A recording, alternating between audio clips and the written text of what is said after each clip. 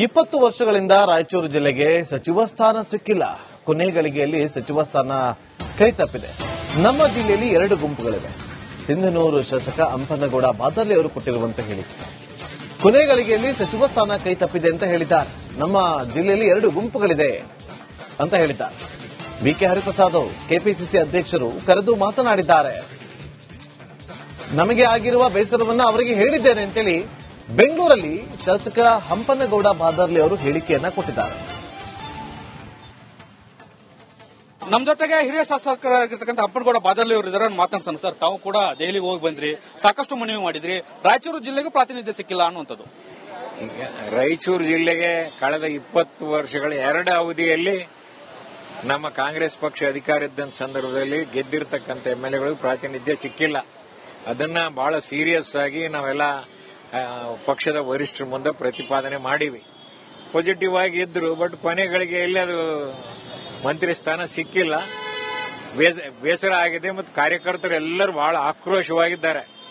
ಈಗ ಅದನ್ನ ಯಾವ ರೀತಿ ಸಮಾಧಾನ ಪಡಿಸ್ತೀರಿ, ಮುಂದೆ ಯಾವ ರೀತಿ ಸರಿಪಡಿಸ್ತೀರಿ, ಹೆಂಗ್ ಮಾಡ್ಬೇಕೆಂಬುದನ್ನ ತಿಳಿಸಿ ಬಂದಿದ್ವಿ. ನೋಡಿ ಯೋಚನೆ ಮಾಡಿ ತಿಳಿಸ್ತೀವಿ, ನಿರ್ಧಾರ ಮಾಡ್ರಿ, ಆಚೂರ ಪಡಕ್ ಹೋಗ್ಬೇಡ್ರ ಎಂಬ ಅಭಿಪ್ರಾಯ ವ್ಯಕ್ತಪಡಿಸಿದ್ದನ್ನು ನೋಡೋಣ. ಅಧ್ಯಕ್ಷ, ಕಾಣದ ಕೈಗಳೇನಾದ್ರು ತಮ್ಮ ವಿರುದ್ಧ ಷಡ್ಯಂತ್ರ ಮಾಡಿದ್ವು ಅಂತ ವಿಚಾರದಲ್ಲಿ ನಮ್ಮ ಜಿಲ್ಲೆಯಲ್ಲಿ 2 ಗುಂಪುಗಳು ಇದಾವೆ, ಸ್ಪಷ್ಟವಾಗಿದಾವ.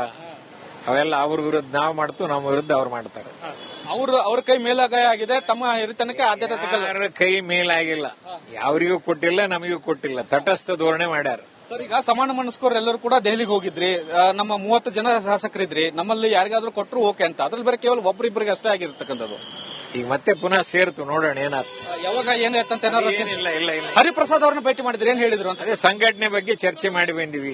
30 ಜಿಲ್ಲೆಗಳ ಅಧ್ಯಕ್ಷರು ಬದಲಾವಣೆ ಬಗ್ಗೆ ಏನೇನ್ ನಡೆದವ ಏನೇನಿಲ್ಲ, ಅವ್ರ ಕೂಡ ಏನ್ ಮಾತಾಡ್ಬೇಕು ಮಾತಾಡ್ಬೇಕು, ಅಸಮಾಧಾನದ ಬಗ್ಗೆ ಹೇಳಿದ್ರ ಅಂತ ಹೇಳಿ ಬಂದಿದ್ವಿ. ಏನಂತ ಭರವಸೆ ನಾವು 3 ಜನ ಕ್ಲೇಮ್ ಮಾಡಿದ್ವಿ ನಮ್ಮ ಜಿಲ್ಲೆಯಲ್ಲಿ.